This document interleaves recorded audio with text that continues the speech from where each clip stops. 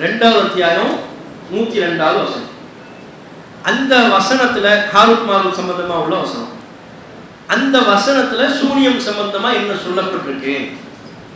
அந்த வசனத்துல அல்லாஹ் தன்னுடைய கருத்தை சொல்லுகிற பொழுது சூனியத்துக்கு சக்தி இருக்குன்னு அல்லாஹ் சொல்லியிருக்கலாம். இப்படின்னு ஒரு கருத்தை என்ன செய்யறாங்க, வைக்கிறாங்க. அப்ப நம்ம அந்த வசனத்தை எப்படி புரியணும்? 2:102 அந்த வசனத்தில் உண்மையிலேயே சூனியத்துக்கு சக்தி இருக்குன்னு அல்லாஹ் சொல்றாங்க அப்படிங்கிறத நம்ம தெரிந்து கொள்ள. அந்த வசனத்துக்கு மட்டும் விளக்கம் பார்த்துட்டோம் நீங்க, அதுக்கப்புறம் உங்களுக்கு வேற எங்கேயுமே நீங்க குழம்ப வேண்டிய அவசியமே இல்லை. பெரும்பாலும் சூனியம் தொடர்பாக குழப்புவது இந்த வசனத்தை வைத்து தான். 2:102 வசனத்தை வச்சு தான் என்ன செய்வாங்க, குழப்புவாங்க. பாருங்க, சூனியத்துக்கு சக்தி இருக்குன்ட்டான் அப்படிங்குவாங்க. அதுல நாம ஒரு தெளிவான ஒரு புரிதலுக்கு வந்துட்டோம். அல்லாஹ் அந்த வசனத்துல என்ன சொல்றான் அப்படின்னு வந்துட்டோம்னா கரெக்டா நம்ம என்ன செஞ்சுக்க முடியும், புரிஞ்சுக்க முடியும். அதுக்கு முன்னால ஒரு ஹதீஸையும் பார்த்துக்குவோம். அஹ்மதுல 26,212. அஹ்மதுல 26,212. அதுல ரசூல் ஸல்லல்லாஹு அலைஹி வஸல்லம் சொல்றாங்க, லா யதுகுலுல் ஜன்னத ஆக்குன், பெற்றோரை நோவினை செய்பவன் சொர்க்கத்தில் நுழைய மாட்டான். வலா முஃமினுன் பிசிஹ்ரி, சூனியத்தை உண்மை என்று நம்புபவனும் சொர்க்கத்தில் நுழைய மாட்டான். அஹ்மதுல 26,212. சரியா? இதுல ரசூலுல்லா சொல்லக்கூடிய செய்தி தெளிவான செய்தி. இதுல குழம்புவதற்கோ பெரிய ஆராய்ச்சி பண்றதுக்கோ ஒண்ணுமே இல்லை. தெளிவா என்ன சொல்லிட்டாங்க, பெற்றோரை நோவினை செய்பவன் சொர்க்கத்துக்கு போக மாட்டான், சூனியத்தை நம்பக்கூடியவனும் சொர்க்கத்தில் போக மாட்டான் இப்படின்ட்டாங்க. சூனியத்தை நம்பக்கூடியவனா என்ன நம்புறது, சக்தி இருக்கு,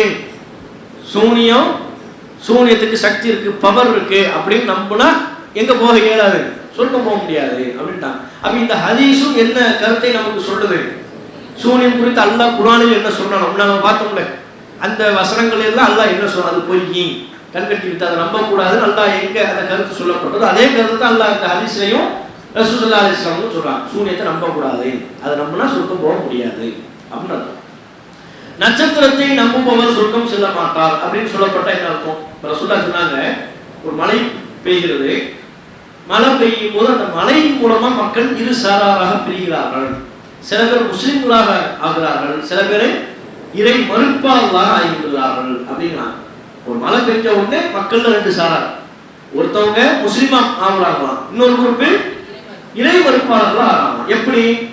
மழை பெய்யும் போது இறை மறுப்பாளர்கள் சொல்லுவாங்களாம், முதிர்நாபி நௌகி கதா வ கதா, இந்த நட்சத்திரத்தினால் தான் நாம் மழை பொழிவிக்கப்பட்டோம், இந்த நட்சத்திரம் இங்கிருந்து அங்க போயிருச்சு, அந்த நட்சத்திரம் அங்கிருந்து இங்க வந்துருச்சு, இந்த நட்சத்திரம் இந்த இடத்துல இருந்ததுனால தான் நமக்கு மழை பொழிவிக்கப்பட்டிருக்கிறோம் இப்படின்னு சொன்னா அவங்க யாருங்கிறான்? ரசூல் ஸல்லல்லாஹு அலைஹி வஸல்லம் என்ன சொன்னாங்க? இறை மறுப்பாளர். நட்சத்திரத்தினால மழை பொழிஞ்சிச்சுன்னு சொன்னா அவங்க இறை மறுப்பாளர்களா ஆயிடுறாங்க. முதிர்னா நாங்கள் மழை பொழிவிக்கப்பட்டோம், பிஃபத்லில்லாஹி வ பிரஹ்மத்திஹி, அல்லாஹ்வுடைய அருளால் நாம் மழை பொழிவிக்கப்பட்டோம் யார் சொல்கிறார்களோ அவங்க முஸ்லீம் ஆகி விடுகிறார்கள். அல்லாஹ்வுடைய அருள் தான் காரணம். நட்சத்திரம் அங்கேருந்து அங்கே போது அங்கேருந்து இங்கே வருது, அதுக்கு மழைக்கு என்ன சம்பந்தம் இருக்கு? அல்லாஹ் தான் எல்லாத்தையுமே இயக்குகிறான், அல்லாஹ் தான் நாடுகிறான், அவன் தான் மழையை தருகிறான் இப்படின்னு சொன்னா முஸ்லீம் ஆயிடுறாங்க. நட்சத்திரத்தினால மழை பொழிவிக்கப்பட்டோம்னு சொன்னா அவங்க இறை மறுப்பாளர்களாக ஆகி விடுகிறார்கள். ஜோசியத்துல எல்லாம் சொல்லுவாங்கல்ல, ஜோசியம் பார்க்கறது எந்த பேசிக்ல பார்க்கறாங்க? குரு உச்சத்துல நிற்கிறான், சுக்கிரன் ஓரமா போய் நிற்கிறான், அந்த நட்சத்திரம் அந்த இடத்துல போய் நிற்குது, இந்த நட்சத்திரம் இங்க நிற்குது, நீங்க இப்போதைக்கு கல்யாணம் பண்ணக்கூடாது, இப்போதைக்கு நீங்க வியாபாரத்தை துவங்க கூடாதுன்னு சொல்றாங்க. நட்சத்திரத்தை வச்சுதானே சொல்றாங்க. இந்த நட்சத்திரம் இந்த இடத்துல இருக்கு, உங்களுக்கு ஆகாது அவருக்கு ஆகும், உங்களுக்கு ஓடாது அவருக்கு ஓடும், உங்களுக்கு நஷ்டம் அவருக்கு லாபம் அப்படின்னு நட்சத்திரத்தை வச்சு ஜோசியம் சொல்றாங்க. அப்ப அது மாதிரி மழை பொழிகின்ற பொழுது இந்த நட்சத்திரத்தினால்தான் நம்ம மழை பொழிவிக்கப்பட்டோம்னு சொன்னா அவங்க என்ன? இறை மறுப்பாளர்கள். இந்த ஹதீஸ் எதுக்கு சொல்றோம்னா, இந்த நட்சத்திரத்தை நம்பக்கூடியவர்கள் அவங்களுக்கு ரசூலுல்லாஹ் பயன்படுத்தியிருக்கிற வார்த்தை முஃமினுன் பில் கவாகிப், நட்சத்திரத்தை நம்பக்கூடியவன். நட்சத்திரத்தை நம்புறதுனா நட்சத்திரம் இருக்குன்னு நம்புறது இல்லை. நம்மள என்ன நம்புறோம்? நட்சத்திரம் இருக்கா இல்லையா? இருக்கு. நட்சத்திரம் கண்ணுக்கு தெரியத்தான் செய்யுது, இருக்கத்தான் செய்யுது. ஆனால் மழைக்கும் நட்சத்திரத்துக்கும் சம்பந்தம் இல்லை. நட்சத்திரங்களின் மூலமா மழை பொழிவிக்கப்படுறது இல்லை. எப்படி சொல்றோம்ல, இதுதான் என்ன? அல்லாஹ்வை நம்புறதுன்னு அர்த்தம். சூனியத்தை நம்புறதுனா சூனியம் இருக்குன்னு சொல்வதல்ல. நம்மள என்ன சொல்றோம்? சூனியம்ங்கிற பேர்ல ஏமாற்று வேலை இருக்கு, சூனியம்ங்கிற பேர்ல கண்கட்டி வித்தை இருக்கு. சூனியம் இருக்குன்னு சொன்னா சூனியத்தை நம்பக்கூடியவர் அல்ல. சூனியத்தினால தான் அனைத்தும் நடக்கிறது, சூனியத்தினால பாதிப்பு உண்டாக்க முடியும், சூனியத்தினால ஒருவருக்கு வியாபாரத்துல நஷ்டத்தை உண்டாக்க முடியும்னு சொன்னா அதுதான் சூனியத்தை நம்புறது. அப்ப சூனியத்தை நம்பக்கூடியவர் சொர்க்கம் செல்ல மாட்டார்னு ரசூல் ஸல்லல்லாஹு அலைஹி வஸல்லம் அவங்க சொல்லியிருக்கிறாங்க. இந்த ஹதீஸும் சூனியத்துக்கு எந்த விதமான சக்தியும் இல்லைங்கிறது சொல்லுது. சரியா? சரி, இப்போ 2:102 அந்த வசனத்தை மட்டும் பார்த்துட்டா நம்ம ஃபினிஷ் பண்ணிக்கலாம். ஒன்னொன்னு நம்ம ஆரம்பத்தில் நம்ம சொன்னோம், சூனியம் சிறுங்கிற வார்த்தை வருதுன்னு மட்டும் நம்ம பார்க்கக்கூடாது. சிறுங்கிற வார்த்தை எல்லாத்துலேயுமே வரும். சிறுனால என்ன பண்ண முடியும், சிறுனா என்னங்கிற விளக்கம் வருதான் நம்ம என்ன செய்யணும் பார்க்கணும். சரியா? அந்த கண்ணோட்டத்தில் அந்த வசனத்தை பார்க்கணும். நான் அப்படியே ஆரம்பத்தில் ஸ்டெப் பை ஸ்டெப்பாக படிக்கும் பொழுது சூனியம் வந்துருச்சு நம்ம உடனே என்ன செஞ்சிடக்கூடாது, ஆமா சூனியத்துக்கு சக்தி இருக்குன்னு சொல்லிடக்கூடாது. சூனியம்னு வரும், சூனியம்னா என்னங்கிற விளக்கம் இதில் இருக்கிறதா அப்படின்னு பார்க்கணும். சரி, பார்க்கும் போது ஒரு வசனம் எப்படி ஆரம்பிக்குது, வத்தபஹு மா தத்ரு ஷயாத்தீனு அலா முல்கி சுலைமான். சுலைமானின் ஆட்சியில் ஷைத்தான்கள் கூறியதை இவர்கள் பின்பற்றினார்கள். சுலைமானின் ஆட்சியில் ஷைத்தான்கள் கூறியதை இவர்கள் பின்பற்றினார்கள். உமா கஃபர சுலைமானு, சுலைமான் காபிராகவில்லை. வலாக்கின்ன ஷயாத்தீன கஃபரு, ஷைத்தான்களே காபிராகி போனார்கள். யுஅல்லிமூன நாஸ சிஹ்ர, மக்களுக்கு சூனியத்தை கற்றுக் கொடுத்து ஷைத்தான்களே காபிரானார்கள். உமா உன்சில அலல் மலக்கை, அவ்விரு மாணவர்கள் மீதும் அது அருளப்படவில்லை. அவ்விரு மாணவர்கள் முன்னாள் எந்த 2 மாணவர்கள், ஜிப்ரீல் மீகாயில், இரு மாணவர்கள் மீது அருளப்படவில்லை. பாபில ஹாரூத் மாரூத், இது அந்த ஷைத்தான்ல போய் ஜாயின்டாங்க. பாபிலோனில் உள்ள ஹாரூத் மாரூத் எனும் ஷைத்தான்களே மக்களுக்கு சூனியத்தை கற்றுக் கொடுத்து காபிராகி போனார்கள். சரியா? இப்ப இதுவரையிலையும் சூனியம்னா என்னன்னு வந்துருச்சா, சூனியம்னா என்ன அப்படிங்கிறது வந்துருச்சா இப்ப நம்ம படிச்ச வரையிலையும். ஆனா என்ன வந்திருக்குது, சூனியம் கற்றுக் கொடுக்கப்பட்டது அப்படின்னு வந்திருக்கு. அப்படிதானே? சரி, அதாவது சுலைமானின் ஆட்சியில் ஷைத்தான்கள் கூறியதை இவர்கள் பின்பற்றினார்கள். அவன் என்ன சொன்னாலும் தெரியல, ஷைத்தான்கள் சொன்னதை பின்பற்றினார்கள். சரியா? ஒன்று, சுலைமான் காபிராகவில்லை. ஷைத்தான்கள் தான் மக்களுக்கு சூனியத்தை கற்றுக் கொடுத்து காபிரானார்கள். அவ்விரு மாணவர்கள் மீது இது அருளப்படவில்லை. சூனியம் 2 மாணவர்கள் மீது அருளப்படவில்லை. பாபிலோனில் உள்ள ஹாரூத் மாரூத் எனும் ஷைத்தான்களே மக்களுக்கு சூனியத்தை கற்றுக் கொடுத்து காபிராகி போனார்கள். அவ்வளவுதான். சரியா? இதுவரையும் படிச்சதுல என்ன வரல, சூனியம்னா என்ன, சூனியம் கற்றுக் கொடுக்கப்பட்டது. கற்றுக் கொடுத்தது யாரு, ஹாரூத் மாரூத். கற்றுக் கொண்டது யாரு, மக்கள், அங்குள்ள மக்கள் கற்றுக் கொண்டார்கள் வருது. இவன் கற்றுக் கொடுத்தா அவன் கத்துக்கிட்டான் இப்படின்னு வருது ஒழிய என்ன அப்படின்னு வரல. சரி, அடுத்த பாரா படிக்கணும்.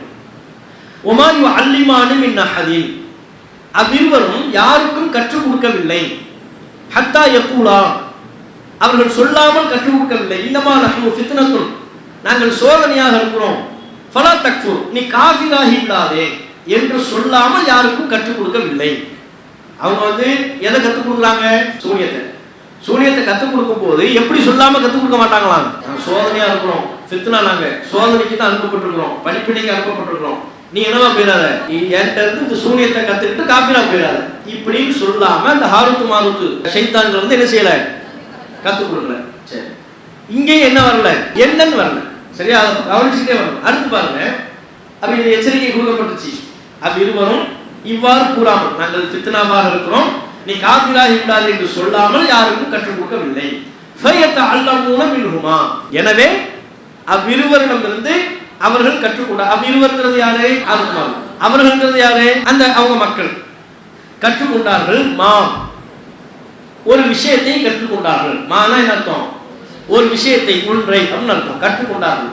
யுஃபர்ரிகூன பிஹி பைனல் மர்இ வ ஸௌஜிஹி, எதன் மூலம் கணவனையும் மனைவியையும் பிரிக்க முடியுமோ அந்த ஒன்றை கற்றுக்கொண்டார்கள். ஒமாஹும், அவர்கள் இல்லை, பிவாரீன பிஹி மின் அஹதின் இல்லா பிஇذنில்லாஹ், அல்லாஹ்வின் நாட்டம் இல்லாமல், அல்லாஹ்வுடைய விருப்பம் இல்லாமல் அவர்கள் யாருக்கும் இதன் மூலம் தீங்கிழைப்போராக இல்லை. இப்ப இதுவரை வச்சுக்கோங்க. சரியா? இப்ப இதுலதான் என்னன்னு சொல்லிடுறாங்க, கணவன் மனைவிக்கு மத்தியில பிரிவினை உண்டாக்குறது தான் சூனியம். சூனியத்தினால பலது பண்ண முடியும். கடலை பிரிக்கலாம், அதை செய்யலாம், இதை செய்யலாம், நிறைய கதை விடுறாங்க. சூனியத்தினால பலதும் பண்ணலாம் இருந்தாலும் அதுல பண்ண முடியக்கூடிய காரியங்கள்ல ஒண்ணு கணவன் மனைவியை பிரிக்கிறது. பாருங்க, அல்லாஹ்வே சூனியத்தினால கணவன் மனைவியை பிரிக்கலாம்னு சொன்னதுக்கு அப்புறம் நீங்க என்ன சொல்றீங்க, தௌஹீத் ஜமாத்காரங்க நீங்க என்ன சொல்றீங்க, சூனியத்துக்கு சக்தியே இல்லை, சூனியத்தினால எதுவுமே முடியாதுன்னு சொல்றீங்க. இப்படி நீங்க சொல்லலாமா? ஆரம்பிச்சிருக்காங்க பழைய பல்லவி. இவங்க பள்ளியாசலுக்கு நீங்க போலாமா, இவங்க உண்டியல் ஏற்றி வந்தா காசு போடலாமா, இவங்க பெண்கள் பையன் நடத்தினா அதுக்கு போலாமான்னு அந்த லிஸ்ட் மனப்பாடம் பண்ணி வச்சிருக்காங்க. ஒரு 10-15 விஷயத்தை மனப்பாடம் பண்ணி வச்சிருக்காங்க. மனப்பாடம் பண்ணது அப்படின்னு சொல்லிடுவாங்க. சரியா? இப்போ இதுல உண்மையில அப்படி சொல்லப்பட்டிருக்கான்னு பாருங்க. உண்மையில அல்லாஹ் அப்படி சொல்லியிருந்தாலும் அதை நம்ம நம்புறது நமக்கு என்ன இருக்கு சொல்லுங்க. அல்லாஹ் உண்மையில அப்படி சொல்லியிருந்தா அதை நம்புறது நமக்கு எதுவும் அல்லாஹ் விஜயா இருக்கலாம், நம்ம ரசூலை விஜயா இருக்கலாம், அப்படியே சொல்றோம். அப்படி ஒரு மூவின் சொல்லலாமா, அப்படி நினைக்கலாமா? அல்லாஹ் என்ன சொன்னாலும் அதை நம்பணுங்கிறத நம்ம கொள்கை. அல்லாஹ் ரசூல் சொல்லாத ஒண்ணு நீ நம்பாத அப்படிங்கிறது தான் நம்ம கொள்கை. அல்லாஹ் அப்படி சூரியத்துக்கு சக்தி இருக்கு, கணவன் மனைவியை பிரிக்க முடியும்னு சொன்னா நம்ம நம்பிட்டு போயிடலாம், சரியா? ஆனா அதுல என்ன சொல்லப்படுதுங்கிறத உன்னிப்பா நம்ம கவனிக்கணும். இப்போ ஒமாயு அல்லிமானி அங்கிருந்து பார்க்கணும். அவ்விருவரும் நாங்கள் படிப்பினையாக இருக்கிறோம், சோதனையாக இருக்கிறோம், நீங்க இதை கற்று காபிராகி விடாது என்று சொல்லாமல் அவர்கள் யாருக்கும் கற்றுக் கொடுக்கவில்லை. எனவே அவர்கள் கற்றுக்கொண்டார்கள். எதன் மூலம் கணவனுக்கும் மனைவிக்கும் மத்தியில் பிரிவினை உண்டாக்க முடியுமோ அதை கற்றுக்கொண்டார்கள் இப்படின்னு சொல்லப்பட்டா, இங்க எங்கேயாவது கணவனுக்கும் மனைவிக்கும் மத்தியில் பிரிவினை உண்டாக்குவது சூனியத்தில் ஒரு பகுதின்னு வருதா? சூனியம்னு வருதா? அப்படி வருதா? அப்படி வர பொதுவான வார்த்தையா இருக்கு. அல்ல மூலம் மின்ஹுமா, எனவே அந்த ரெண்டு பேர்ட்டிருந்து கற்றுக்கொண்டார்கள்மா ஒன்றை. சூனியத்தின் வருதா? இல்ல, ஒரு விஷயத்தை கற்றுக்கொண்டார்கள். யுஃபர்ரிகூன பிஹி பைனல் மர்இ வ ஸௌஜிஹி, எதன் மூலம் கணவனுக்கும் மனைவிக்கும் பிரிவினை உண்டாக்க முடியுமோ அதை கற்றுக்கொண்டார்கள் தான் இருக்கே ஒழிய சூனியத்தில் உள்ள கணவன் மனைவிக்கு மத்தியில் பிரிவினை உண்டாக்கும் கலையை அவர்கள் கற்றுக்கொண்டார்கள் இருக்கால் அப்படி இல்லை. சூனியத்தில் உள்ள சொல்லி ஒரு வார்த்தை இதுல இல்ல. சரி, அப்ப எதை வச்சு அதுல சேர்க்கிறாங்க அப்படின்னா, அவன் எதை கற்றுக் கொடுக்க வந்தான்? சூனியத்தை தான் கற்றுக் கொடுக்க வந்தான். இவங்க கற்றுக் கொண்டாங்கன்னு வருது. அவன் கற்றுக் கொடுக்க வந்தது சூனியம்னு சொன்னா, அப்ப இவன் கற்றுக்கொண்டது எதுவா தான் இருக்கணும்? சூனியமா தான் இருக்கணும். அப்ப கணவன் மனைவிக்கு மத்தியில பிரிவினை உண்டாக்குவது என்பது எதில் உள்ளதுதான்? இப்படிதான் சொல்றான். இந்த கருத்தை வைத்துதான் அவன் எதை சொன்னான்? சூனியத்தை தான் சொன்னான். நாங்க ஃபித்னாவா இருக்கிறோம், நீ காபிரா போயிடாதன்னு சொன்னது எதுக்காண்டி? சூனியத்தை கற்றுக் கொடுக்கத்தான். அவன் சூனியத்தை கற்றுக் கொடுக்க வந்தான். இவர்கள் கற்றுக்கொண்டார்கள் வந்தா அது எதுவா தான் இருக்கணும்? சூனியமா தான் இருக்கணும்ங்கிற ஒரு புரிதல் அடிப்படையில் அது சொல்லப்படுது, சரியா? இப்போ அந்த புரிதல் சரியா அப்படின்னு பார்க்கணும். அந்த புரிதல் சரியான்னு பார்க்கணும். அந்த புரிதல் சரியா என்பதை பல கோணத்தில் நம்ம அணுகலாம்.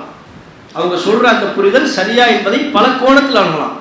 எந்தெந்த கோணத்தில்? முதல் ஒரு கோணம் என்னன்னா, இப்போ பொதுவாக ஒரு வசனத்தை பொறுத்தவரையிலையும் சில நேரங்களில் சில இடர்பாடுகள் வரும். இடர்பாடுகள்னா அப்படி புரியலாம், இப்படி புரியலாம் அப்படிங்கிற இடர்பாடு வரும். அப்படி புரிவதற்கு மொழி நடை இடம் கொடுக்குதுங்கிறதுனாலயே அப்படி நம்ம புரிந்து கொள்ளக்கூடாது. மொழி நடை இருக்குல்ல, இப்படி பார்த்தா இப்படி சொல்றது சரியா தெரியுதுல்ல. ஏங்க, அவன் கற்றுக் கொடுக்க வந்தது எதுக்கு? சூனியத்தை தான் கற்றுக். இவன் வாங்கினான்னு வந்த, இவன் கற்றுக்கொண்டான்னு வந்தா எதுவாக தான் இருக்கணும்? இப்படின்னு சொல்றது சரியா தானே இருக்கு. கருத்துப்படி பார்த்தா என்னவா இருக்கு? நம்ம லாஜிக் சரிதானே. ஒருத்தன் டீ விற்க வந்தான், இவர்கள் வாங்கி கொண்டார்கள் அப்படின்னு வந்தா எதுவா இருக்கணும்? டீ தானே, அவன் டீ விற்க தானே வந்தான், அவன் வேற டீ விற்கிறது, இவர்கள்லாம் வாங்கி கொண்டார்கள் அப்படின்னு வந்தா அப்ப அது என்னவா இருக்கணும்? டீயா தானே இருக்கணும். எதுக்கு நீங்க மட்டும் அது இல்லைன்னு ஏன் சொல்றீங்கன்னு கேட்கலாம். அந்த கருத்து, அந்த லாஜிக் ஏதோ ஒரு இடத்துல மேட்ச் ஆகிற மாதிரி நமக்கு தெரியுது. அதுக்குதான் நம்ம என்ன ஒரு விதியை நம்ம பார்க்கணும்னா, பொதுவா ஒரு குர்ஆன் பயன்படுத்தப்பட்டிருக்கிற, ஹதீஸ்ல பயன்படுத்தப்பட்டிருக்கிற ஒரு சொல்லுல ஒரு புரிதலுக்கு இடம்பாடு இருக்கலாம். மொழி ரீதியா இப்படி புரிவதற்கு இடம்பாடு இருக்கலாம். இருந்தாலும் இடம்பாடு அதுல இருக்குங்கிறதுனாலயே நம்ம அப்படி புரிந்து கொள்ளக்கூடாது. அப்படி புரிவதற்கு முன்பு அந்த கான்செப்ட் சம்பந்தமா ஒட்டுமொத்த குர்ஆனில் என்ன சொல்லப்பட்டிருக்கு, ஒட்டுமொத்த ஹதீஸில் என்ன சொல்லப்பட்டிருக்கு அப்படின்னு பார்த்துட்டு, ஒட்டுமொத்த குர்ஆன் எந்த கொள்கையை முன்னிறுத்துதோ அதுக்கு மாற்றம் இல்லாம புரியும். ஒட்டுமொத்த ஹதீஸ் நமக்கு என்ன சொல்லுதோ அதுக்கு மாற்றம் இல்லாம புரியும். இப்படி சொல்லும் போது நமக்கு இப்ப நீங்க என்ன சொன்னீங்கன்னு புரியலையே, அதெல்லாம் தெரியுதான், இப்ப நீங்க சொன்னதான புரியலங்கிற மாதிரி நமக்கு தோணும். உதாரணம் தான் விளங்கி. இப்போ உதாரணமா அல்லாஹ் குர்ஆன்ல சொல்றான், இன்னல்லாஹ வ மலாயிகத்தஹு யுஸல்லூன அலன் நபி யா அய்யுஹல்லதீன ஆமனூ ஸல்லூ அலைஹி வ ஸல்லிமூ தஸ்லீமா. இப்படி ஒரு வசனம் இருக்கு. நம்ம எல்லாருக்கும் அதிகமா தெரியும். இதோட பொருள் என்ன? இன்னல்லாஹ அல்லாஹ்வும் வ மலாயிகத்தஹு மலக்குமார்களும் யுஸல்லூன அலன் நபி, இந்த நபியின் மீது ஸலவாத் சொல்றாங்க. அல்லாஹ் சொல்றானா? அதெல்லாம் அதான் கேள்வி. இன்னல்லாஹ வ மலாயிகத்தஹு, அல்லாஹ்வும் மலக்குமார்களும். அப்படிதான் மொழி நடை. நீங்க மொழி நடையத்தான் நீங்க கவனிக்கிறீங்க. இன்னல்லாஹ வ மலாயிகத்தஹு, அல்லாஹ்வும் மலக்குமார்களும் யுஸல்லூன அலன் நபி, இந்த நபியின் மீது ஸலவாத் சொல்கிறார்கள். மலக்குமார்கள் ஸலவாத் சொல்கிறார்கள். ஓகே, ஸலவாத்னா என்ன? அல்லாஹும்ம ஸல்லி அலா முஹம்மது, அதெல்லாம் ஸலவாத். மலக்குமார்கள் அப்படி சொல்லலாம். அல்லாஹும்ம ஸல்லி அலா முஹம்மதின் வ அலா ஆலி முஹம்மதின், மலக்குமார்கள் ஸலவாத் சொல்வாங்க. இப்போ நீங்க யாரையும் சேர்த்துட்டீங்க? அதுல அல்லாஹ்வையும் சேர்த்துக்கிறீங்க. மொழி ரீதியா பார்த்தா மொழி ரீதியாக பார்த்தால் அணுகினால் அதுல எப்படி புரிவதற்கு இடப்பாடு இருக்கு. இன்னல்லாஹ் அல்லாஹ்வும் ஓ மலாயிக்கத்தஹு மலக்குமார்களும் யுஸல்லூன ஸலவாத்து சொல்கிறார்கள் அலன் நபி இந்த நபியின் மீது ஸலவாத்து சொல்கிறார்கள். யா அய்யுஹல்லதீன ஆமனூ எனவே ஈமான் கொண்டவர்களே ஸல்லு அலைஹி வ ஸல்லிமு தஸ்லீமா இந்த நபியின் மீது நீங்களும் ஸலவாத்து சொல்லுங்க சலாம் சொல்லுங்க இப்படின்னு வருது. அல்லாஹ் ஏன் ரசூலுல்லாஹ் மேல ஸலவாத்து சொல்லணும்? ஒரு சாதாரணமான கருத்தா? அது சரியான கருத்தாங்கிறத தாண்டி அது சாதாரணமான கருத்தா? எவ்வளவு பாரதூரமான கருத்து. அப்ப அல்லாஹ் உட்கார்ந்து என்ன சொல்லணும்? அல்லாஹும்ம ஸல்லி அலா முஹம்மதின் வ அலா அலி முஹம்மதின் அல்லாஹ் சொல்லணும். அதான அர்த்தம். மலக்குமார்கள் ஸலவாத்து சொல்கிறார்கள்னா என்ன அர்த்தம் வைக்கணும்? நம்ம எப்படி ரசூலுல்லாஹ் முஹம்மது அல்லாஹும்ம ஸல்லி அலா முஹம்மதின் சொல்றோமோ அது மாதிரி மலக்குமார்களும் இறைவா இறைவா அப்படிதான் அர்த்தம். அல்லாஹும்மனா என்ன அர்த்தம்? இறைவா இவருக்கு நீ அருள் புரி சொல்றாங்க. இப்ப அந்த சொல்லுல யாரும் இருக்கிறாங்க, அல்லாஹ்வும் இருக்கிறான். சொல்லுபடி பாத்தீங்கன்னா அல்லாஹ்வும் இருக்கு. ரெண்டு பேருக்கும் ஒரு சொல்லு தான் பயன்படுத்தப்பட்டிருக்கு. இன்னல்லாஹ வ மலாயிக்கத்துஹு அல்லாஹ்வும் மலக்குமார்களும் யுஸல்லூன யுஸல்லூனோட தான் ரெண்டு பேரும் இருக்கிறாங்க. யுஸல்லூன என்ன அர்த்தம்? ஸலவாத்து சொல்கிறார்கள் தான் அர்த்தம். அப்ப ஸலவாத்து சொல்கிறார்கள்ங்கிற அந்த சொல்லில் மலக்குமார்களும் இருக்கிறார்கள் அல்லாஹ்வும் இருக்கிறான். சொல்லுபடி இலக்கணப்படி. அப்படி இலக்கணப்படி இருந்தாலும் கருத்துப்படி அது சரியான கருத்துப்படி அது சரியில்லை. அல்லாஹ் ஸலவாத்து சொல்றான் என்று சொல்வது கருத்துப்படி சரியில்லை. அப்ப கருத்துப்படி என்ன சொல்லணும் அப்படின்னா என்ன நம்ம புரிகிறோம்? எல்லாரும் என்ன சொல்கிறார்கள்னா அல்லாஹ்வும் மலக்குமார்களும் இவர்கள் இந்த நபியின் மீது ஸலவாத்து சொல்கிறார்கள் அப்படி பொருள் செய்ய மாட்டாங்க. அல்லாஹ் இந்த நபியின் மீது அருள் புரிகிறான். அல்லாஹ் இந்த நபியின் மீது அருள் புரிகிறான். மலக்குமார்களோ இந்த நபிக்காக அருள் வேண்டுகிறார்கள். சொல்லு ஒண்ணுதான் இருக்கு. நல்லா வாங்கணும். சொல்லு என்னவா தான் இருக்குது? யுஸல்லூன ஒண்ணுதான் இருக்கு. அல்லாஹ்னு வரும்போது நீங்க எப்படி பிரிச்சிடணும்? அதுல இருந்து அல்லாஹ் அருள் வேண்டுகிறான்னா அல்லாஹ் யார்ட்ட போய் வேண்டுமா? அவனே அல்லாஹும்ம இறைவான் இன்னொரு ஆள் அல்லாஹ் கூப்பிடுவானா? அப்ப அப்படி நீங்க வச்சீங்கன்னா ஓவரால் குர்ஆன் சொல்லுகிற எல்லா கான்செப்டுக்கும் அது மாத்திரம். அல்லாஹ் ஒருவன் தான்ங்கிறதான குர்ஆனுடைய கான்செப்ட். எந்த இறைவன் ஒருவன் நீங்க சொல்றீங்களோ அந்த இறைவனே அல்லாஹும்மன்னு சொன்னா அவனுக்கு மேல இன்னொரு அல்லாஹ் இருக்கிறதா இருப்பேன். அப்ப கான்செப்டே தப்பா போயிருது. அப்ப கான்செப்ட் தப்பாகும் பொழுது நம்ம அந்த இடத்துல அப்படி பொருள் செய்யாம இலக்கணத்தை கவனிக்கிறது இல்லை. இப்போ இலக்கணத்தை கவனிக்காம கருத்தை கவனித்து என்ன செஞ்சிடறோம்? பிரிச்சிடறோம். அதுக்கு இலக்கணத்தில் இடம் இருக்கு. கருத்தை கவனித்து ஒரு சொல் தான் வரும்.